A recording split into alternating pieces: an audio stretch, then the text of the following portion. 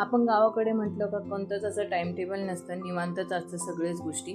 तर आदल्या दिवशीच्या माझ्या काही क्लिप आहेत ते तुमच्याशी मी शेअर करते. त्यामध्ये बघा, दादांनी डुगूला पांगळगाडा आणला होता. त्या पांगळगाडा दादांनी एकाच दिवसामध्ये तयार करून आणला. तर दादा तर खूप एक्सायटेड होते की डुगूला त्याच्यामध्ये मी कधी चालवन. तर मग आम्ही अशी त्या पांगळगाड्याची पूजा पण केली. दादांचं म्हणणं होतं की ती लक्ष्मीच आहे डुगूसाठी.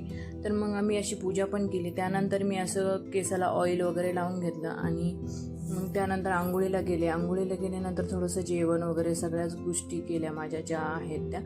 आणि मग डुगूला पण दुपारच्या वेळी झोपवलं. मग दादा त्यांची अशी डेलीचे शेतीतले कामं सुरू झाले. दादा दुकानात होते, मम्मी शेतीतले माणसं लावून काम करत होती. आणि त्यानंतर मी दुपारी डुगूला असं पांगळगाड्यामध्ये खेळवत होते आणि ती पण खूप एक्सायटेड झाली. तिला पण कळलं की हे माझंच खेळणं आहे. मग ती पण छान खेळत होती. आणि संध्याकाळच्या वेळी अशी आम्ही फ्लावरची भाजी केली.